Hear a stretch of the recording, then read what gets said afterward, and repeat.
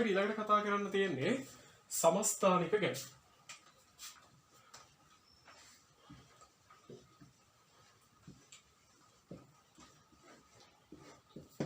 සමස්ථානිකයක් කියලා කියන්නේ පරමාණුක ක්‍රමාංකය සමාන එහෙත් ස්කන්ධ ක්‍රමාංකය වෙනස් එකම පරමාණුවේ මූලද්‍රව්‍ය වලට.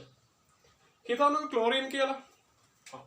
අපි සාමාන්‍යයෙන් දන්නේ ක්ලෝරින් වල 17යි 35.5 කියලා තමයි අපි දන්නේ. අපිට හම් වෙන 17 වෙනි මූලද්‍රව්‍ය. ඉතින් අපි දැකලා පුරුදු මෙයාව මේ විදිහට. හැබැයි මෙයා මේ විදිහටත් තියෙනවා. 37 විදිහටත් තියෙනවා. එක තැනක 35 වගේ තියෙනවා. අපි 35 කියලා ගමු ආසන්නව. තව තැනක ඉන්නවා 37 කියලා. එහෙනම් ක්ලෝරින් වලට සමස්ථානික තියෙනවා. මොකද්ද? පරමාණුක ක්‍රමාංකය සමානයි. එකම පරමාණුව තමයි ක්ලෝරින්. හැබැයි ස්කන්ධ ක්‍රමාංකය වෙනස්. තව විදිහකට කියන්න පුළුවන්. ඉලෙක්ට්‍රෝනයි ප්‍රෝටෝනයි නියතව තියාගෙන නියුට්‍රෝන ගන්න පමණක් වෙනස් වෙනවා. අපි කියනවා සමස්ථානික කියලා. අපි ඉතින් මේකෙදි ගන්න ප්‍රධානම උදාහරණය තමයි හයිඩ්‍රජන්. හයිඩ්‍රජන් ඉන්නවා ලස්සන සමස්ථානික තුනක්. හයිඩ්‍රජන් ඉන්නවා සමස්ථානික තුනක්. පළවෙනිය H11. දෙවෙනිය H12. තුන්වෙනිය H13. ඉතින් මේ විදිහට ස්කන්ධ ක්‍රමාංකය වෙනස් වෙන හින්දා අපි මෙයාලට නම් තුනක් කියනවා. පළවෙනිය ප්‍රෝටියම්. දෙවෙනිය ඩියුටීරියම්.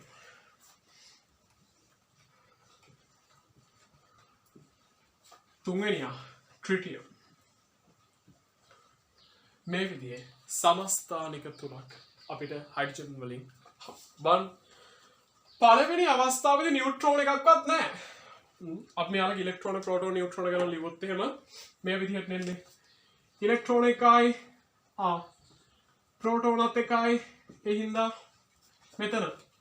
මෙතනත් ඉලෙක්ට්‍රෝන එකයි ප්‍රෝටෝනත් එකයි. මම කිව්වේ ඉලෙක්ට්‍රෝන ප්‍රෝටෝන වෙනස් වෙන්නේ නැහැ. මෙතනත් ඉලෙක්ට්‍රෝන එකයි ප්‍රෝටෝන එකයි.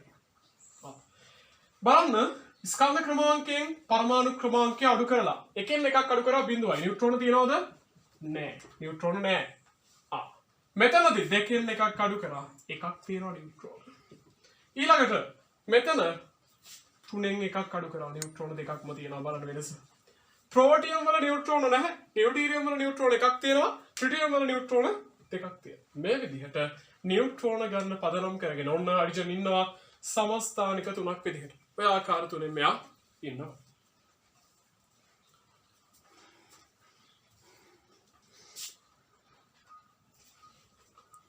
නූතන අවර්තනාංගයේ මුල්ද්‍රව්‍ය 120ක් විතර අපිට හම්බ වෙනවා.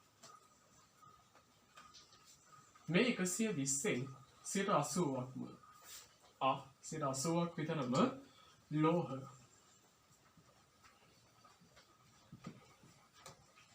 ඉතුරු 120 අලෝහ බවට පත් වෙනවා. ඉතින් ලෝහ සහ අලෝහ කියන ගුණ දෙකම දන්න කිහිප දෙනෙකුත් මේ අතරතුර ඉන්නවා. අපි ඉතින් ඒ ටික පොඩ්ඩක් නොසලකා හැල්ලා තමයි වෙන 80ක් ලෝහ ඉතුරු 120 අලෝහ කියලා පොදුවේ කියන්නේ. හැබැයි අපිට ඉගෙන ගන්න තියෙන මුද්‍රව්‍ය 20න් වැඩි ප්‍රමාණයක් අලෝහ. ඒකෙන් කියන්නේ නැහැ ආවර්ත වගුවේ වැඩි ප්‍රමාණයක් තියෙන අලෝහ කියලා. අපිට ඉගෙන ගන්න තියෙන වැඩිපුර අලෝහ වුණාට ආවර්ත වගුව බලද්දී වැඩිපුරම තියෙන ලෝහ. ඉතින් මේකෙදි අපිට පළවෙනි සහ දෙවෙනි කාරණා දෙකේදීම ලෝහ තමයි හම්බෙන්නේ. Lithium, sodium, potassium, beryllium, magnesium, calcium කියලා කියන්නේ ලෝහ. දැන් හයිඩ්‍රජන්, හීලියම් වගේ නම් සාමාන්‍යයෙන් වායු විදිහට තමයි කට්ටිය ක්‍රියා කරන්නේ. ඊටු ටික සියල්ලම පහේ. ඒතකොට බෝරෝන්, ඇලුමිනියමුත් ලෝහ තමයි. කාබන් වගේ නම් අලෝහයක් වුණාට එයා ලෝහ ගුණයක් දරනවා. ඒ උතරින් එහා තියෙන සියල්ලම පහේ අලෝහ විදිහට තමයි අපි කතා බහ කරන්නේ.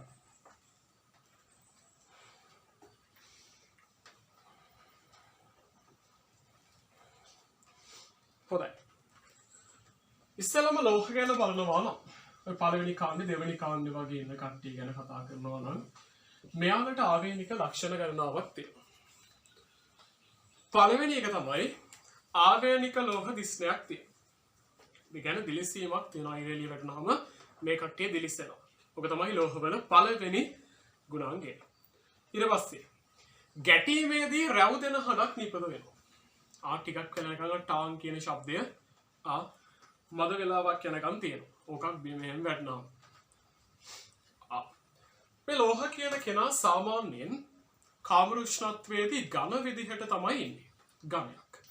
හැබැයි එකම එක ලෝහයක් තියෙනවා මේ ලෝකේ ද්‍රව විදිහට ඉන්නවා. කවදා කොහොම විද්‍යාව ඉගෙන ගත්තා ද්‍රව විදිහට තියෙන ලෝහ තියෙන එකයි. කවුද? රසදිය. Hg කියලා අපි කියනවා මර්කරි කියලා සඳහන් කරනවා රසදිය. ඊළඟට මේ ලෝහ තලල තහඩු බවට පත් කරන්න පුළුවන්. අපි කියනවා ආහන්නීයතාවය කියලා. ආහන්නීයතාවය. ඊට පස්සේ මෙයාව කම්බියක් විදියට සකස් කරන්න පුළුවන්. නැත්නම් කම්බියක් වෙන්න අදින්න පුළුවන්. අපි ඒකට කියනවා තන්නිතාවය කියලා. එහෙනම් ලෝහවල තවත් ගුණ දෙකක් තියෙනවා. ආහන්නීයතාවය කියන්නේ තහඩු බවට පත් කිරීමට ඇති හැකියාව. ඊළඟට තන්නිතාවය තියෙනවා. අපි ඒකට කියනවා කම්බි කිරීමේ හැකියාව කියලා. ඊට පස්සේ මේ ලෝහ තුලින් හොඳට කරන්ට් එක යනවා. ඒ වගේමයි තාපයත් රත් කරද්දී තාපයත් හොඳින් ගමන් කරනවා. එහෙනම් මෙයා හොඳ තාප හා විද්‍යුත් සන්නායකයක්. ඒ වගේමයි මේ කට්ටිය බොහෝ විට ඉහළ ඝනත්ව දරන අය.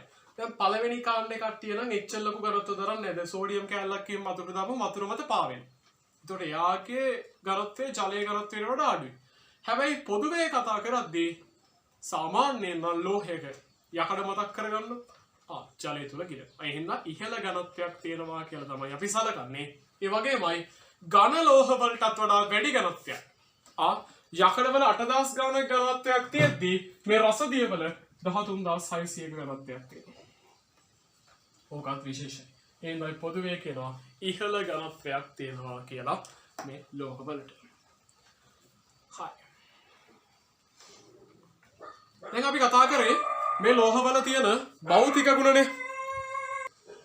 හොඳයි. ලෝහවල භෞතික ස්වභාවය උතනින් අවසන් වෙනවා.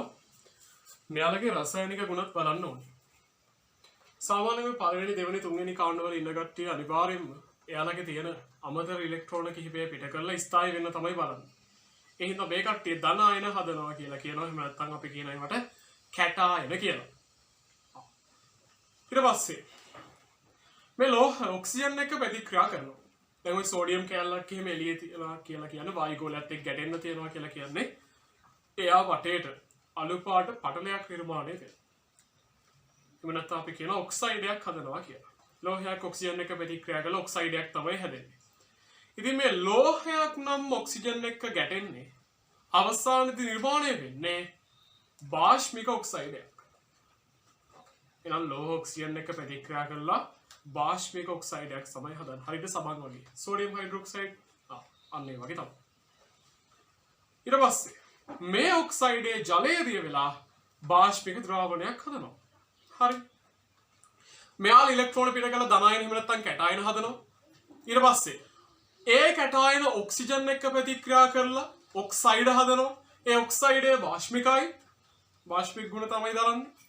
ඒ බාෂ්මික ඔක්සයිඩේ ජලයේදී වෙද්දී බාෂ්මික ද්‍රාවණයක් නිර්මාණය වෙනවා. හරිද? බාෂ්මික කෙනෙක් දී වෙලා ආම්ලික ද්‍රාවණයක් හැදෙන්න බැහැනේ.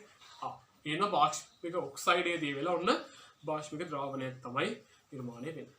අපිට කතා බහ කරන්න තියෙන පළවෙනි මුල් ද්‍රව්‍යය තමයි සෝඩියම් කියලා කියන්නේ. සෝඩියම්. මෙයාට අපි සෝඩියම් කියලා කියවනේ මෙයාගේ ලතින් නම නේට්‍රියම්. මෙයාගේ ලතින් නාමය නේට්‍රියම්. මේ හින්දා මෙයාට අපි දෙනවා Na කියලා සංකේතයක්. Na. 11 වෙනි මුල් ද්‍රව්‍ය ස්කන්ධ ක්‍රමාංකය 23යි පරමාණු ක්‍රමාංකය 11යි. මෙයා ගැන කතා කරොත් එහෙම මෙයා සාමාන්‍යයෙන් අනෙක් ලෝහ වගේ නෙමෙයි. මෙයාව පිහියෙන් පවා කපන්න පුළුවන් අර චීස් කපනවා වගේ. මෙයා ගොඩක් දෘಢ කෙනෙක් නෙමෙයි. ඒ වගේමයි මෙයාගේ ඝනත්වයත් මම කලින් කිව්වා වගේ ජලයට වඩා අඩුයි. මහා ලෝක ඝනත්වයක් නෑ. ඝනත්වය අඩු කෙනෙක්. ඒ වගේමයි මෙයා අධික ප්‍රතික්‍රියාශීලී. කොහොමත් පළවෙනි කාණ්ඩේ ඉන්න කට්ටියට අපි කියනවා ශාර ලෝහ කියලා. ඒ ශාර ලෝහ පළවෙනි කාණ්ඩේ ඉන්න හැමෝම වගේ අධික ප්‍රතික්‍රියාශීලී භාවයක් දරනවා. ඔය ලිතියම්, සෝඩියම්, පොටෑසියම් ගොඩාක් ප්‍රතික්‍රියාශීලී. ඒ කට්ටිය වාතය එක්කත් ප්‍රතික්‍රියා කරනවා. ජලයත් එක්ක ප්‍රචණ්ඩ විදියට ක්‍රියා කරනවා. අපි හිමාලයත් එක්ක කරන ක්‍රියා බලන්නවත් කතා කරන්නවත් යන්න. ඒ තරම් දරුණුයි. ඉතින් මේ සෝඩියම් කැලලක් වතුරට දැම්මොත් එහෙනම් වතුර මත පායමින් දහනයකට ලක් වෙනවා. වතුර මත පායමින් දහනයකට ලක් වෙනවා. ඉතින් මේ සෝඩියම් අපි ගන්න ප්‍රධානම සංඝටකය තමයි අර මුහුදු ජලය කියලා කියන්නේ. මුහුදු ජලය අපි දන්නවා සෝඩියම් ක්ලෝරයිඩ් තියෙනවා. ඒක ලුණු දෙනවා. අන්න ඒ වගේම තමයි අපි සෝඩියම් ලෝහය නිස්සාරණය කරගන්නේ. නැතුව පාරේ යද්දිම සෝඩියම් කැලලක් හම් වෙන්න විදිහක් නැහැ. අපි නිස්සාරණය කරලා ගන්න ඕනේ මුහුදු ජලය. ඉතින් මේ අධික ප්‍රතික්‍රියාශීලීත්වයේ හින්දා මෙයාව එළිය තියන්න බෑ. මෙයාව වාතයත් එක්ක ගැටෙන්න තියන්න බෑ. මොකද මෙයා වාතයත් එක්ක ප්‍රතික්‍රියා කරලා දහනයකට ලක් වෙන්නත් පුළුවන්. ඒ හින්දා මෙයාව ගබඩා කරන්න ක්‍රමයක් තියෙනවා. සාමාන්‍යයෙන් අධික ප්‍රතික්‍රියාශීලී කට්ටිය ජලය තුල ගබඩා කරනවා. හැබැයි මෙයාව ජලය තුල ගබඩා කරන්න බෑ. මෙයා ජලයත් එක්ක ප්‍රචණ්ඩ විදියට ප්‍රතික්‍රියා කරනවා. ඒ හින්දා ප්‍රතික්‍රියාශීලීතාවයක් නැති නිෂ්ක්‍රීය කට්ටිය තුල තමයි මෙයාව ගබඩා කරන්නේ. උදාහරණ විදිහට ගත්තොත් පැරෆින් තෙල් සහ භූමි තෙල් වගේ දේවල් තුල තමයි මෙයා ගබඩා කරන්නේ. පැරෆින් ඉටි කියලාත් අපි කියනවා. කිටි හරි භූමි තෙල් වල හරි තමයි මෙයා ගබඩා කරන්නේ. ඉතින් අවශ්‍ය වෙලාවට අපිට මේ පැරෆින් ඉටි හෝ භූමි තෙල් වල ගබඩා කරලා තියෙන ඒවා අපිට එළියට අරගෙන අවශ්‍ය පරීක්ෂණ සඳහා යොදා ගන්න පුළුවන්. ඉතින් කලින් කිව්ව විදිහටම තමයි මේක පිහයකින් කපලා අපිට ගන්න පුළුවන් කැබලි විදිහට. ඉතින් ලෝහමය දිස්මයක් තියෙනවා මෙයාට. දිලිසෙනවා කපුව ගමන්. හැබැයි චුට්ටක් වෙලා යද්දි අපි එළියේ වායු ගෝලයත් එක්ක ගැටෙන ගමන්නේ කපන්නේ නේද? මොකද ඒ කවරය ඇතුලේ හරි භූමි තෙල් අස්සේ හරි තියාගෙන අපිට ඔක් කපන්න බෑ. ඒ හින්දා අපි ඔක් සෝඩියම් කැබල් කුට්ටි එළියට අරගෙන තමයි කපන්නේ. කපද්දිම අපිට පේනවා ඇතුලේ රිදීමේ දිස්නයක්. හැබැයි චුට්ටක් වෙලා යද්දී ඔන්න වාතයත් එක්ක ගැටෙනවා. දැන් ඔන්න කිසි ආවරණයක් නැහැ. ඔන්න දිස්නේ ක්‍රමයෙන් අඩු වෙනවා. ඒකට හේතුව තමයි මෙයා එළියේ හිටිය ටිකක් වෙලා ඒ ඉන්න වෙලාවේ මෙයා බාහිර වායු ගෝලයත් එක්ක ගැටුණා. ඊටා මෘදු ලෝහයක්. ඒ වගේමයි හොඳට කරන්ට් එක යනවා, හොඳට තාපය යනවා. 927ක් විතර තමයි ඝනත්වය.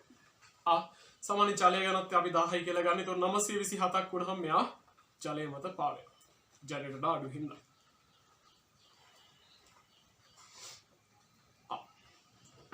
ඉතින් මේ සෝඩියම් ලෝහය වාතයත් එක්ක ප්‍රතික්‍රියා කරනවා කියලා කියන්නේ ඔක්සිජන් එක්ක ප්‍රතික්‍රියා කරනවා. ඉතින් සෝඩියම් ඔක්සිජන් එක්ක ප්‍රතික්‍රියා කරලා ඔක්සයිඩය හදනවා. Na2O සෝඩියම් ඔක්සයිඩ් හදනවා.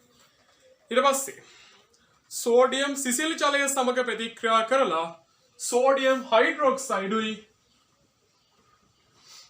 අපි H2O කියලා දාමු ජලය. නැත්නම් මම සිසිල් කියලා දාන්නම් පොඩිවට. සෝඩියම් හයිඩ්‍රොක්සයිඩ් අපි කියන්නේ NaOH කියලා. මේ සංයෝග හදන හැටි අපි තව ටික වින් කරනවා. සෝඩියම් හයිඩ්‍රොක්සයිඩ් ඒ වගේමයි ජල වාෂ්ප හයිඩ්‍රජන් වායුව පිට වෙලා. හයිඩ්‍රජන් වායුව තමයි පිට වෙලා.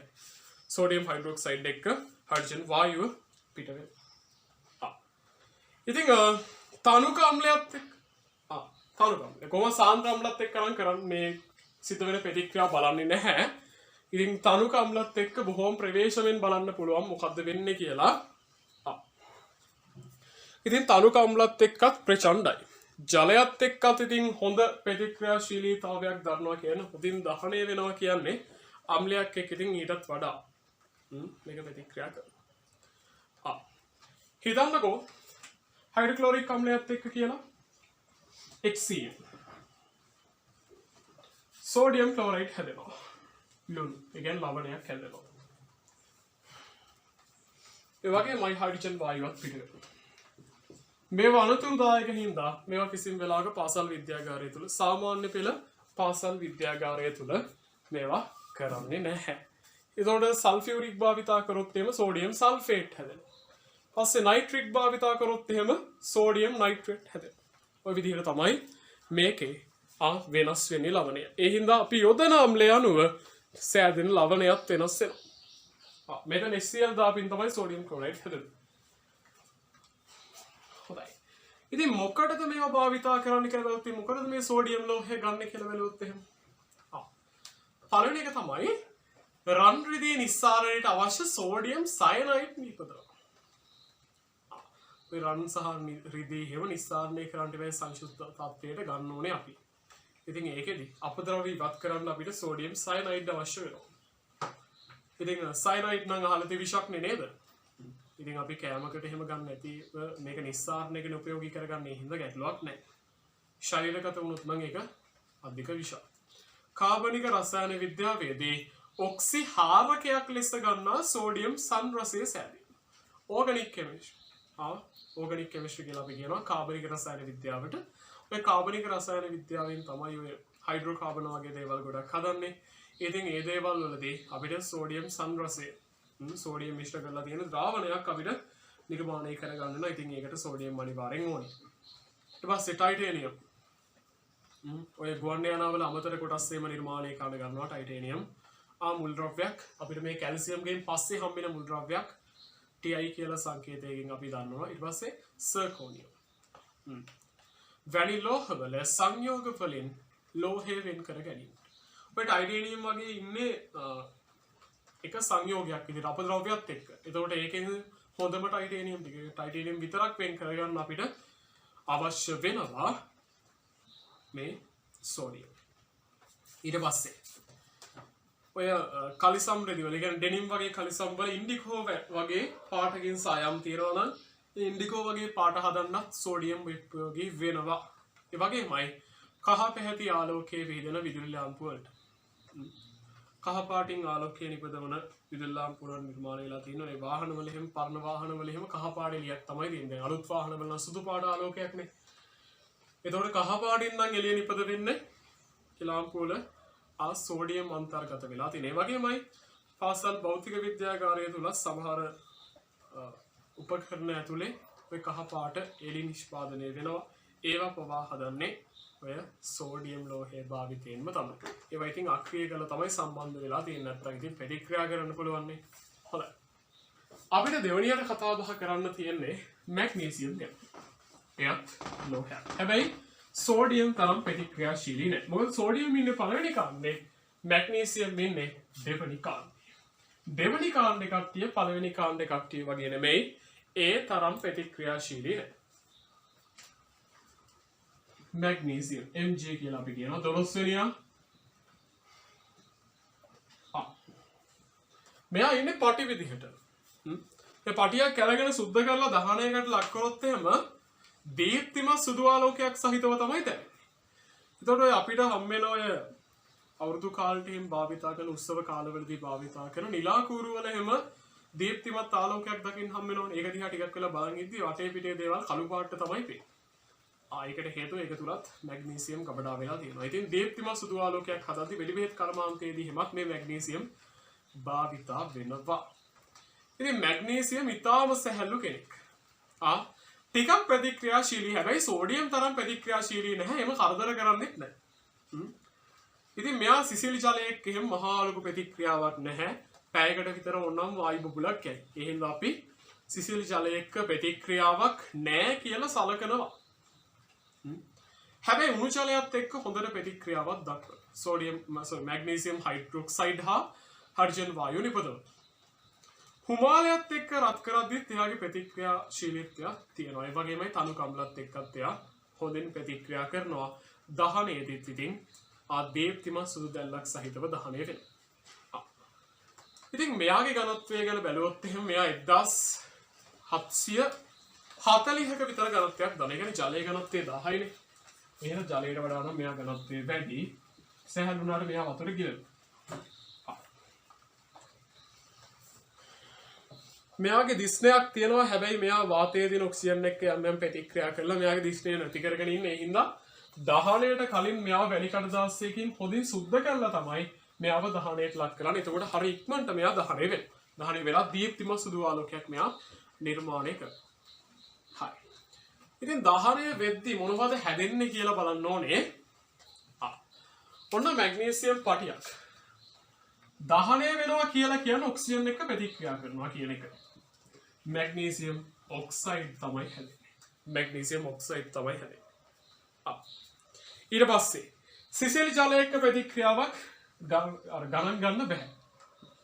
චූඩි ප්‍රතික්‍රියාවක් තියෙනවා. හැබැයි අපි ඒක ගණන් ගන්න නැහැ. H2O කියලා දැම්මත් කමක් නැහැ. ඊට පස්සේ මැග්නීසියම් උණු ජලයත් එක්ක ප්‍රතික්‍රියා කරනවා කියලා මම කිව්වා. hot water. උණු H2O කියලා දාන්නකෝ. මෙතෙන්ටත් උණු H2O කියලාම දාමු. මේක වගේනේ. මැග්නීසියම් උණු ජලයත් එක්ක ප්‍රතික්‍රියා කරලා මැග්නීසියම් හයිඩ්‍රොක්සයිඩුයි හයිඩ්‍රජන් වායුවයි හදනවා. MgOH twice H2. ඊට පස්සේ හුමාලයත් එක්ක මැග්නීසියම් ඔක්සයිඩුයි හයිඩ්‍රජන් වායුවයි හදනවා.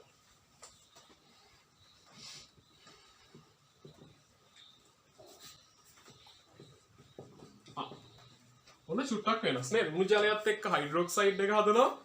හුමාලයත් එක්ක ඔක්සයිඩ් එක හදනවා. ඊළඟට බලන්න ඕනේ තනුක අම්ලයත් එක්ක මොකද වෙන්නේ කියලා. කියන්නේ ජලය දාලා සැර බාර කළපු අම්ලයත් එක්ක මොකද වෙන්නේ කියලා බලන්න ඕනේ. මැග්නීසියම් වල ලවණය හදනවා. අර කලින් සෝඩියම් වල කතාව වගේම තමයි අපි යොදා ගන්න හයිඩ්‍රොක්ලෝරික් අම්ලය නේ. කියන්නේ HCl නම් මැග්නීසියම් ක්ලෝරයිඩ් හැදෙනවා. අපි උපයෝගී කරගන්න සල්ෆියුරික් නම් මැග්නීසියම් සල්ෆේට් හැදෙනවා. අපි උපයෝගී කරගන්නේ නයිට්‍රික් අම්ලය නම් මැග්නීසියම් නයිට්‍රේට් හැදෙනවා. ඔය විදිහට තමයි යන්නේ. ඒ හැම තැනකදීම හයිඩ්‍රජන් වායුවක් පිට වෙනවා.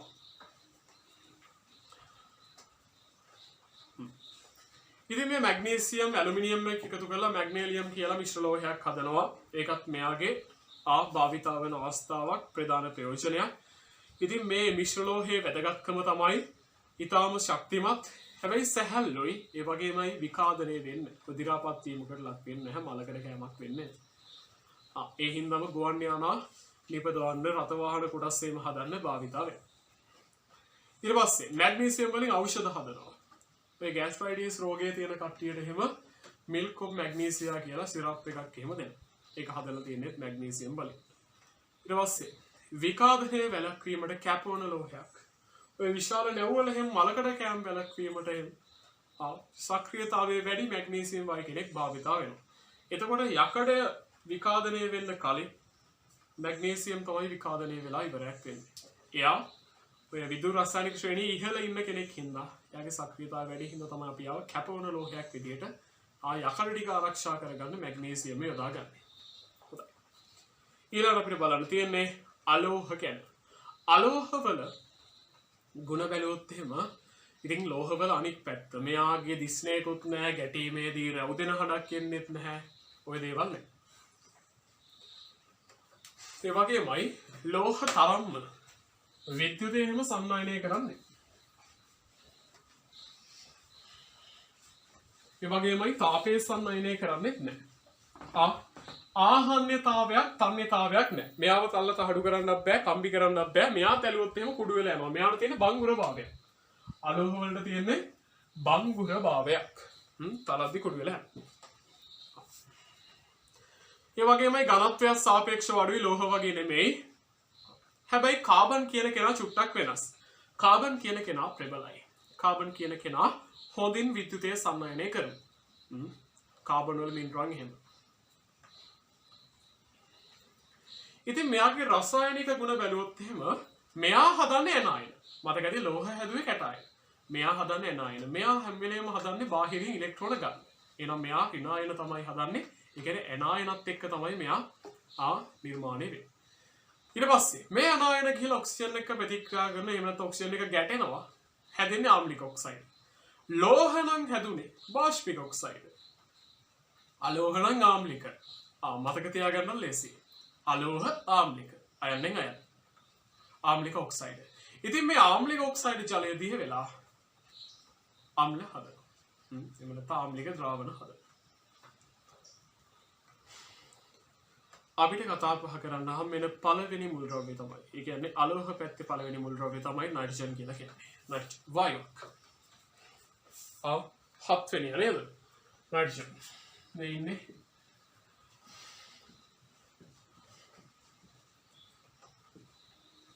N2 විදිහට අපි ලියනවා වායුවක් හින්දා. මෙයා ද්විපරමාණුක වායුවක්. ඒක අපි N2 කියලා ලියන්නේ. ඒ වගේමයි අපේ වායුගෝලයේ වැඩිපුරම හම්බෙන වායුවත් මෙයා 78ක් විතර ආසන්න. හැබැයි මෙයා සැහැල්ලු හින්දා ඉහළ තමයි ඉන්නේ. අපිට මෙයා හුස්ම ගන්න එහෙම වෙන්නේ නැහැ. ඒ වගේමයි අපි රසායනික පදනම් පාඩමේදී කතා බහ කරනවා ප්‍රෝටීන් වල සංඝටකයක් තමයි මේ නයිට්‍රජන් කියලා කියන්නේ. එතනදිත් වැදගත් වෙනවා. ඉතින් මේ නයිට්‍රජන් වායුවේ ගුණ තමයි මෙයාට පැහැයක් නැහැ. වර්ණයක් නැහැ. ඔක්සිජන් වගේම තමයි මේ අවර්ණ ඒ වගේමයි ගන්ධයකුත් නැහැ. වාතයට වඩා මඩක් සැහැල්ලුයි. ඕකේ අදහස් කරන්නේ ඔක්සිජන් වලට වඩා සැහැල්ලුයි කියන එක. ඒකයි යා ගොඩාක් ඉහළ ඉන්නේ. ඒ වගේමයි ජලයේ සුළු වශයෙන් දෙනවා. වැසි බිඳුත් එක්ක වර්ෂාවේදී වැසි බිඳුත් එක්ක පහළට එනවා. පහළට ඇවිල්ලා ශාක වලට එහෙම පෝෂකයක් විදිහට ක්‍රියා කරනවා. ඔය නයිට්‍රජන් උණ්ණතා ලක්ෂණ ගැන එහෙම අපි කතා කරා කලින්. හරි. මෙයා ප්‍රතික්‍රියාශීලීතාවය ඉතාම අඩු වායුවක්. හැබැයි මෙයා සමහර කට්ටියත් එක්ක ඉතා ඉහළ උෂ්ණත්වවලදී ප්‍රතික්‍රියා කරනවා. ඔක්සිජන්, හයිඩ්‍රජන්, කාබන්, සිලිකන් වගේ අලෝහ එක්කයි මැග්නීසියම්, ඇලුමිනියම් වගේ ලෝහ එක්කයි ඉතා ඉහළ උෂ්ණත්වවලදී ප්‍රතික්‍රියා කරනවා. සාමාන්‍ය කාමර උෂ්ණත්වයේදී නෙමෙයි රත් කරලා ඉන්න ඕනේ. ඒතකොට තමයි ප්‍රතික්‍රියා කරන්නේ. ඊට පස්සේ ප්‍රබල විද්‍යුත් ඡාපයක් හමුවේ වාතයේ ඇති ඔක්සිජන් සමග නයිට්‍රජන් සංයෝජනයේදී අස්ථායි නයිට්‍රජන් ඔක්සයිඩ් වායුව සැදේ NO හැදෙනවා. NO. ඒක තියෙන ලොකු කරන්ට් එකක් යන්න ඕනේ ඒක හරහා. ඔක්සිජන් උයි නයිට්‍රජන් උයි එකට මිශ්‍ර වෙලා NO හැදෙනවා.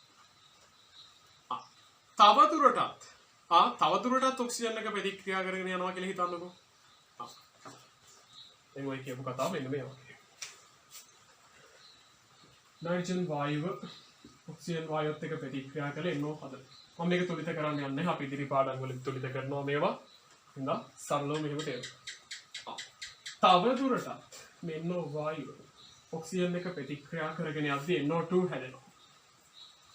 NO2 හඳුනා ගන්න ලේසි රතු දුඹුරු පාට වායුවක්. රතු දුඹුරු පාට වායුවක්. අපිට විද්‍යාවේ මහා ලොකු පාට වායු ගොඩාක් හම්බෙන්නේ නැහැ. ඉතින් ඒ හින්දා මෙයා අපිට මතක තියාගන්න හරිම ලේසි. NO2 රතු දුඹුරු පාට.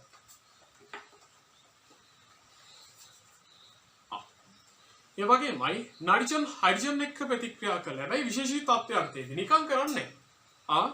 නිකන් එකිනෙකට පාරේ යද්දි හම්බුනොත් එහෙම ඕක වෙන්නේ නැහැ. විශේෂ තත්ත්ව තියෙනවා. අඩු පීඩන ඊට පස්සේ වැඩි උෂ්ණත්ව වගේ විශේෂ තත්ත්ව තියෙන්න ඕනේ. අන්න ඒ අවස්ථාවකදී නයිට්‍රජන් හයිඩ්‍රජන් වායුවත් එක්ක ප්‍රතික්‍රියා කළා ඇමෝනියා හදනවා. Ammonia NH3.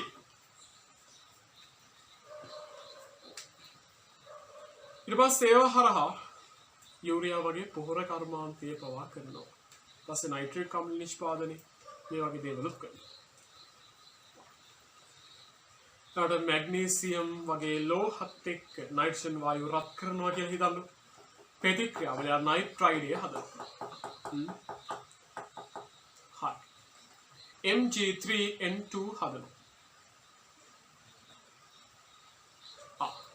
ඇයි දැන් මෙයා නයිට්‍රජන් වායුව මොකටද කියලා කල්පනා කරොත් එහෙම දැන් කිහිපයක්ම කියමු. පළවෙනි එක තමයි රසායනික පොහොර නිෂ්පාදනය. යූරියා වගේ කට්ටිය සාමාන්‍ය හොඳ පොහොරක් නම් එයාගේ නයිට්‍රජන් ප්‍රතිශතය 70ට වඩා වැඩි වෙනවා. ඊට වඩා අඩුයි නම් ඒවා ශාක වලට හොඳ නැහැ.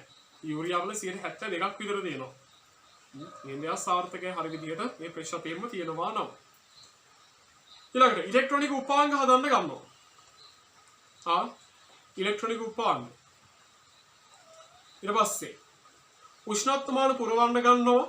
පස්සේ ගෙවල් වල තියෙන ලයිට් විදුලි බල්බ ඇතුළ පුරවන්න ගන්නවා. මොකද මේ අක්‍රීය. ඉන්න කිසිම ප්‍රතික්‍රියාශීලීතාවයක් දරන්නේ නැහැ. එහෙනම් අපි ඔය අර බල්බ් එහෙම පුරවන්න ගන්නවා. ඊළඟට කිරිපිටි පැකට් වගේ දේවල් ඇසිරීමේදීත් භාවිතා කරනවා. ඒ පැකට් තිම්බිලා තියෙනවලු තෙම ගෙනාන පස්සේ කඩද්දි හුලං ටිකක් එහෙම මූණට වදිනවා මුස්සා. ඒ හින්දා නැවුම් භාවය රැක් ගන්නත් සමාන නිෂ්පාදන නැවුම් භාවය රැක් ගන්න මේ නයිට්‍රජන් වායුව භාවිතා කරනවා. පස්සේ ද්‍රව නයිට්‍රජන් අධිසිසිලන කාරකයන් විදිහටත් භාවිතා කරනවා කූල් කරන්න. පස්සේ වාහනවල ටයර් පිරවීමටත් භාවිතා කරනවා. ඉතින් අද කාලේ නම් පාරේදී N2 ඇත කියලා ගොඩක් තැන්වල ගහලා තියෙනවා. ඉස්සරන ඔක්සිජන් තමයි හැම වාහනයකටම ගැහුවේ. දැන් ඉතින් නයිට්‍රජන් උත් භාවිතා වෙනවා. හොඳයි. ඊළඟට සල්ෆර් අපි එහෙම නැත්නම් කියනවා ගෙන්දගම් කියලා. දෙවෙනි අපිට හම්බ වෙන 16 වෙනි මුල් ද්‍රව්‍ය ආවර්තකයේ තියෙන 16 වෙනියා ගෙන්දගම්. එහෙම නැත්නම් වෙඩි බෙහෙත් කියද්දිත් මතක් වෙයි. සල්ෆර් S අකුරෙන් අපි සංකේතවත් කරනවා 16 වෙනි. ටිකක් ඔක්සිජන් වල ගුණ තියෙන කෙනෙක්. හැබැයි වායුවක් නෙමෙයි. මෙයා කැට විදිහට තමයි විද්‍යාගාරයේදී අපිට හම්බෙන්නේ. බිඳන සුළයි. ඉතින් අලෝහයමනේ. අලෝහ අපිට තලලා තහඩු කරන්නත් බෑ. කොහොමරි ඇදලා කම්බි කරන්නත් බෑ. ඉතින් මෙහා තලද්දි මොකද වෙන්නේ? මෙයා කොඩු වෙලා යනවා. බංගර භාවයක් තමයි. මෙයාට බහුරූපී ආකාර ගණනාවක් තියෙනවා. ඉතින් නිදහස් සල්ෆේට සල්ෆයිඩ් වගේ සංයෝග තුලත් අපිට මේ සල්ෆර් කියන කෙනාව හම්බ වෙනවා. ඒ වගේමයි ඇමයිනෝ අම්ල වල සංඝටකයක්. ඇමයිනෝ අම්ල තියෙන්නේ කාගෙද? ප්‍රෝටීන වල තැනුම් මේකකේ තමයි යන්නේ. එහෙනම් මෙතන මේ නොකිය කියන්නේ ප්‍රෝටීන වලත් මෙයා සංඝටකයක් කියලා. මෙයා බොහෝ විට ස්පටික රූපයේ කැට විදිහට තියෙන කහ පැහැති කෙනෙක්. කහ පැහැති කැට කැට වගේ තමයි තියෙන්නේ. ටිකක් ගඳයි. මෙයා ජලයේ නම් දිය වෙන්නේ. ඒ කැටයක් අරගෙන කොච්චර උඩ පැනපැනා කැරගුවත් කොච්චර ගලවම් කරන්න හැදුවත් වෙන්නේ මෙයා කාබනික ද්‍රාවකවල තමයි දිය වෙනවා නම් දිය වෙන්නේ. කාබන් ඩයිසල්ෆයිඩ් වල හොඳින්ම දිය වෙනවා. CS2 කියලා අපි කියන්නේ. මෙයා හරි කැමති CS2 වලට. එයාත් ගන්ධයක් නිකුත් කරන ද්‍රාවණයක් CS2. මෙයා තුල හැම කොටින්ම දිය වෙනවා. පස්සේ මෙයා නිල් දැල්ලක් සහිතව වාතයේ දැවෙනවා. දැන් හිතන්න දැන් දිය වෙන්නේ නැහැ. වතුර ටිකක් අරගෙන දිය කරන්න හදනවා දිය වෙන්නේ නැහැ. දැන් තරහ ගිහිල්ලා ගිනි තියනවා. ගිනි තියද්දී නිල් පාට දැල්ලක් සහිතව තමයි දැවෙන්නේ. නිල් පාට දැල්ල. ඒකත් මෙයා හඳුනා ගන්න පුළුවන් ලක්ෂණයක්. ඒ වගේමයි ලෝහත් එක්ක මේ සල්ෆර් දාලා රත් කරනවා නම් අපිට අවස්ථාවේ සල්ෆයිඩ් එක හදා ගන්න පුළුවන්. ලෝහේ sulphide. sodium sulfide magnesium sulfide ඉතින් මේ සල්ෆර් ගන්නේ ඇයි? නේද? බෙඩි බෙහෙත් හදන්න හරි ගන්නවා. ඔව්. ඉතින් ඒක විතරක් මදිනේ. සල්ෆියුරික් අම්ලය හදන්න ගන්නවා. අපිට ඉතා වැදගත් වායුවක් නේද විද්‍යාවට අවශ්‍ය. නැත්නම් බැටරි ඇසිඩ් කියලාත් කියනවා. වාහන බැටරි වලටත් මේක ප්‍රයෝගිකයි. රබර් වල්කනයිස් කිරීම. රබර් වල ගුණ වැඩි කරන්න අපි වායුකාර කරනවා. බහුආයනික කියන අනුමාත්‍රක යටතේ අපි කතා කරනවා ඉදිරි පාඩමකදී. කැල්සියම් හා මැග්නීසියම් සල්ෆයිඩ් සැලීට්. ලී පල්ප විරංජනයේට තමයි මේක කරන්නේ. යොදා ගන්න. ඊට පස්සේ ප්‍රතිඥා ඊට පස්සේ ගිනි කෙලි කර්මාන්තය ගිනි කූරු සල්ෆර් ඩයොක්සයිඩ් වායු රසායන වර්ග හදන්න මේ හැම දෙයකටම ප්‍රයෝගී කරගන්න. ඊපස්සේ ගොඩක් බෙහෙත් වර්ගවල මේ සල්ෆර් අන්තර්ගත වෙලා තියෙනවා. සල්ෆර් කියලා කියන්නේ හොඳ දිලීරනාශකයක්. ඔය අලුහම් ආපු කට්ටියට එහෙම දෙන ක්‍රීම් වල එහෙම මේ සල්ෆර් අන්තර්ගත වෙලා තියෙනවා. ඒ වගේමයි වයින් හා බීර කර්මාන්තවලදී මේ සල්ෆර් උපයෝගී කරගන්න. ඉතින් ගොඩාක් ලොකු කර්මාන්ත පරාසයක අපිට මෙයාව දැක බලා ගන්න පුළුවන්. ඊළඟට අපිට ඉන්නවා කාබන්. මෙයා අලෝහයක් වුණාට මෙයා මේ සම්ප්‍රදායෙන් පිට වෙනපු කෙනෙක්. එයා කැමති නෑ මං අලෝහයක් කියාගෙන ඒ සීමාවල් වල හිර වෙලා ඉන්නවා. මෙයා අලෝහයක් වුණාට මේ කාබන් කියන කෙනා කරන්ට් එකේම හොඳින් ගමන් කරවන්න පුළුවන් කෙනෙක්. අපිට හම්බෙන 6 වෙනි අනේද කාබන් C. මේ ඉතාලෙදගත් කෙනෙක් කාබනික රසායනය කියලා වෙනම ලොකු ක්ෂේත්‍රයක් තියෙනවා ලෝකයේ තුල. කාබනික රසායන විද්‍යාව මේ කාබන් පදනම් කරගෙන වෙනම විෂය පතයක් පවා නිර්මාණය වෙලා තියෙනවා. ඉතාම වැදගත් කෙනෙක්. මෙයත් බහුරූපී අවස්ථා ගණනාවක් ගන්න කෙනෙක්. මිනිරන්, දියමන්ති, දැලි, තින්ත වර්ග මේ හැමදේම කාබන්. තුන් මේ ලෝකයේ නිර්මාණය වෙන්න කාබන් අත්‍යවශ්‍යයි. අත්‍යවශ්‍ය සංඝටකයක්. ඉතින් ස්පටික රූපී කාබන් සහ අස්පටික රූපී කාබන් කියලා ආකාර දෙකක් තියෙනවා. ස්පටික රූපී කියලා කියන්නේ කැට විදිහට තියෙන කාබන්. කවුද එහෙම ඉන්නේ දියමන්ති මිනිරන් ෆුලරින්. කැට විදිහට නැතුව ස්පටික රූපීව ඉන්නවා අඟුරු ලා උදැලි ගල් අඟුරු වගේ කට්ටිය. මෙයාලගේ දියමන්ති හැර අනෙත් හැමෝම වගේ කළු පාටයි නේද? ඝන අවස්ථාවේ තමයි ඉන්නේ මෙයාලා. ඝනත්වයේ සාපේක්ෂව අඩුයි. හැබැයි දියමන්ති වල වැඩි ඝනත්වයක් තියෙනවා නේ. දියමන්තිව ගොඩක් බර දෙයක් ඝනත්වය අධිකයි යාදී. මගේමයි ඉහළ වර්තනාංකයකුයි දැඩි බවකුයි ඉහළ වටිනාකමකුයි තියෙනවා. හැබැයි දියමන්ති හැමුණාට දැලි වගේ කෙනෙක් එච්චර වටිනවද? නෑ. දැලි කියන කෙනා පොඩ්ඩක්වත් වටින්නේ. ඒ වගේමයි දියමන්ති කියලා කියන්නේ විද්‍යුත් කුසන්නායකයක්. ඒ කියන්නේ කරන්ට් එක යන්නේ නැහැ. හැබැයි දියමන්ති වල කරන්ට් එක නොගියාට මිනරල් වල කරන්ට් එක හොඳින් යනවා. ඒ වගේමයි ඔය ලින්ක් වලට එහෙම අඟුරු එහෙම දානවානේ. ඒකට හේතුව තමයි විස බීජ එහෙම උරා ගන්න. ඉතින් අඟුරු වලට තියෙනවා වායු වර්ග අධිශෝෂණය කර ගැනීමේ හැකියාව. කාබන් කියලා කියන්නේ ප්‍රතික්‍රියාශීලී බවින් අඩු කෙනෙක්. ඒකයි මෙයා ඔය එක එක ස්වරූප වලින් ඉන්නේ. ඉතා ඉහළ උෂ්ණත්වවලදී මෙයා ඔක්සිජන් එක්ක එක එක දේවල් හදනවා. අම්ල, භස්ම, ක්ලෝරින් ඒ කට්ටියත් එක්ක ප්‍රතික්‍රියා දක්වන්නේ නැහැ. අඟුරු වගේ අස්පටිකාකාර රසායනිකව ප්‍රතික්‍රියා කරනවා.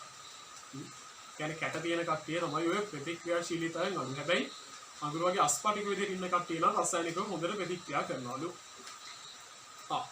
අඟුරු තදින් රත් කර ජොල්ලය වන විට ඔක්සිජන් හා ප්‍රතික්‍රියා වී කාබන් ඩයොක්සයිඩ් වායුව තනවා. අඟුරු රත් කරද්දී මේ දේහනේ ලොකු උණුසුමක් නිර්මාණය වෙන. ඒකට හේතුව තමයි කාබන් ඩයොක්සයිඩ් පිට. ඉහළ උෂ්ණත්වවලදී කාබන් කැල්සියම් ඔක්සයිඩ් සමග ප්‍රතික්‍රියා කර කැල්සියම් කාබයිඩ් හදනවා. ඊට පස්සේ මේ කාබන් ගන්නේ ඇයි? අස්පටික කාබන් වගේ නම් ගොඩක්ම තින්ත වර්ග හදන්න, පස්සේ රබර් වල පිළවුම් කාරකයක් විදිහට වගේ ගන්න. ගල් අඟුරු ඉන්ධනයක් විදිහට භාවිතා කරනවා නේද? ගල් අඟුරු දුම්රියන් තියෙනවා, ගල් අඟුරු එන්ජින් හදලා තියෙනවා ලෝකේ. අතීතේ භාවිතා වෙලා තියෙන. ඊට පස්සේ විදුලි බලාගාර තියෙනවා. මිනරල් වගේ නම් පැන්සල් හදන්න ගන්නවා අය. විදුලි කෝෂි ඉලෙක්ට්‍රෝඩ අර මැද කූර හදන්නේ බැටරි වල. වගේ ස්නේහයක් ලෙස ලිස්සන්න දා. ආවේ ලොකු යන්ත්‍ර කොටස් වල මැද්දේම දාපුවම ලිස්සන. ඔය මිනරල් කියන කෙනා පෙනීමෙන් එහෙම නැති වුණාට ගොඩාක් ලිස්සන කෙනෙක්. බිමට එහෙම වැටෙනාම ඒක දැඟලු පුළුවන්. දියමන්ති වල නම් ඉතින් නේද? ආභරණ හදන්න තමයි වැඩිපුරම යන්නේ. මැණික් කපන්න. දියමන්ති කෑල්ලක් අගට හයි කරලා නේද මැණික් කපන ඒ උපකරණ තියෙනවා හදලා. අඟුරු ජලය පිරිසිදු කිරීමට නේද? ඒ වගේම වායු උරා ගන්නත් භාවිතා කරනවා. ඒ වගේමයි නැනෝ තාක්ෂණයටත් මේ කාබන් කියන දේ වර්තමානයේ වෙද්දී උපයෝගී කරගන්නවා. කාබන් වලින් තමයි මේ නැනෝ තාක්ෂණය බලගැන්වෙන්නේ. කාබන් නැතිනම් නැනෝ තාක්ෂණය කියලා එකක් ලෝකෙට නැති වෙයි. මොකද නැනෝ තාක්ෂණ නිර්මාණය කරන හැම දෙයකම වගේ කාබන් තමයි අන්තර්ගත වෙලා තියෙන්නේ.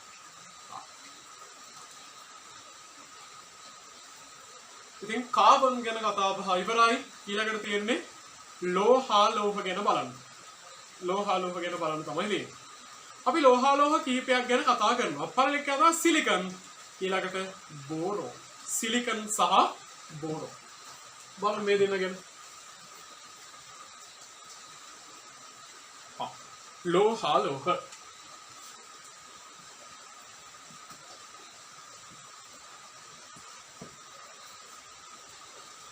සිලිකන් ඉන්නවා, බෝරෝන් ඉන්නවා. 14 වෙනි ආසා 5 වෙනි. මෙයාලා ලෝහ ගුණත් චුට්ටක් ගන්නවා, අලෝහ ගුණත් චුට්ටක් ගන්නවා. දෙකේම අතරමැදි අවස්ථාවක් තමයි. සිලිකන් වල කතා කරද්දී සිලිකන් වල වැදගත් කරුණක් තියෙනවා. මේ පෘථිවි කබල දින අපි ඉන්න කොටසේ ඔක්සිජන් හැරුණ විට වැඩියෙන්ම දකින්න පුළුවන් මුල් ද්‍රව්‍ය තමයි සිලිකන්. සිලිකන් කියන මොනවද ප්‍රධානම? වැලි. වැලි කොච්චර නම් තියෙනවද නේද? හැම තැනකම වැලි තියෙනවනේ. එතකොට ඔක්සිජන් හැරුණහම වැඩිපුරම ඉන්නේ කවුද? සිලිකන්. තිරුවාන්, වැල්, එමරල්ඩ්, මේ හැම කෙනෙක්ම සිලිකන් සංයෝග. මැටිත් එහෙම. ඒ වගේමයි මේ සිලිකන් කියන කෙනා ලොකු උෂ්ණත්වයකින් රත් කරද්දී තමයි දිය වෙන්නේ. ඇයි මේ වැලි රත් කරන්නේ? වීදුරු හදන්න. සිලිකන් භාවිතා කරනවා වීදුරු කර්මාන්තයේදී. හැබැයි මෙයාගේ ද්‍රවාංකය සුළුපටු වගේක් නෙමෙයි. මෙයාගේ ද්‍රවාංකය අතිවිශාල. 1410යි. සෙල්සියස් අංශය. ඔය වගේ ලොකු උෂ්ණත්වයක් දුන්නාම තමයි මෙයා දිය වෙන්නේ. ඉතින් මෙයා ට්‍රාන්සිස්ටර් ඩයෝඩ් වගේ දේවල් හදද්දී සූර්ය කෝෂ හදද්දී කියන්නේ සෝලර් පැනල් ඊට පස්සේ පරිගණක උපාංග හිම හදද්දී මෙයා භාවිතා වෙනවා මේ සිලිකන්. ඊළඟට බෝරෝන්. බෝරෝන්. පස්වෙනි නේද? මෙයා කළු පැහැති ස්ෆටික රූපී ඝනයක්. මෙයාගේ ඝනත්වය ඉතා අධිකයි 3300ක් විතර වෙනවා. ද්‍රවාංකයත් අධිකයි. සිලිකන් වලටත් වඩා අධිකයි. මෙයාගේ ද්‍රවාංකය 2200. සෙල්සියස් අංශක 2200ක් විතර දුන්නාට පස්සේ තමයි මෙයා දිය වෙන්න පටන් ගන්නෙ.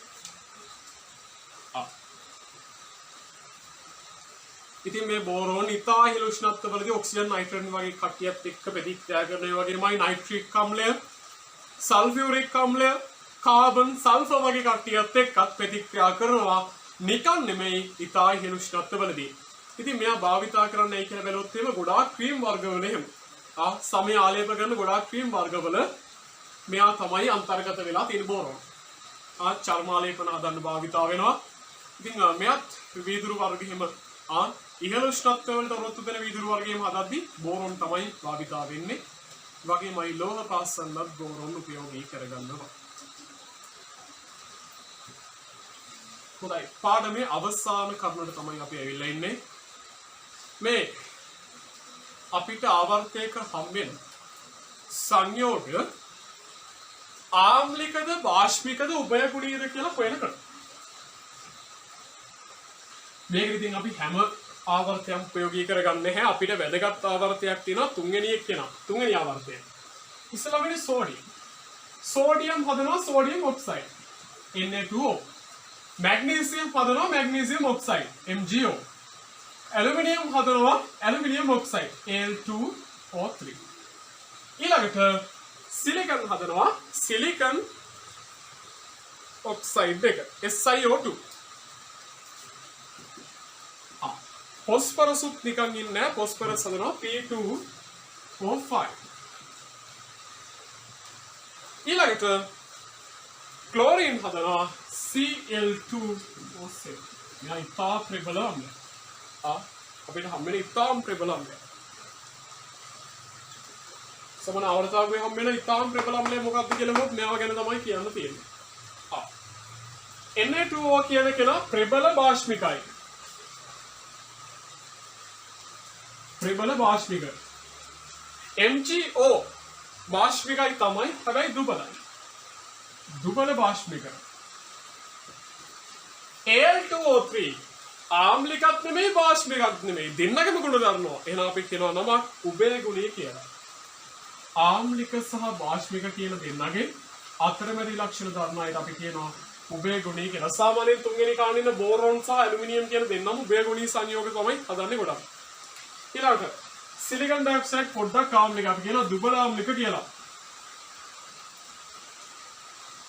ඊට පස්සේ P2O5 දුබල ආම්ලිකයි.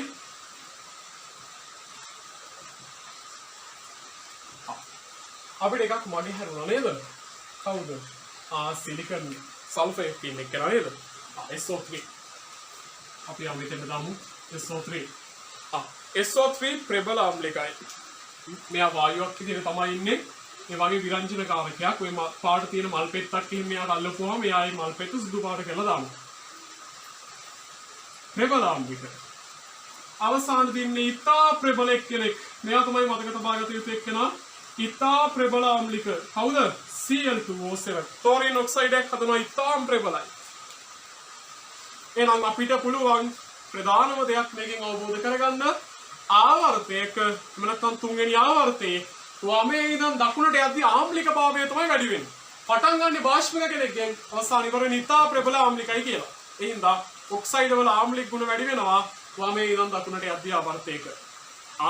ඒ වගේමයි තව දෙයක් කියන්න පුළුවන් ආම්ලික ගුණ වැඩි වෙනවා කියලා කියන්නේ භාෂ්මික ගුණ අඩු වෙනවා කියන එක.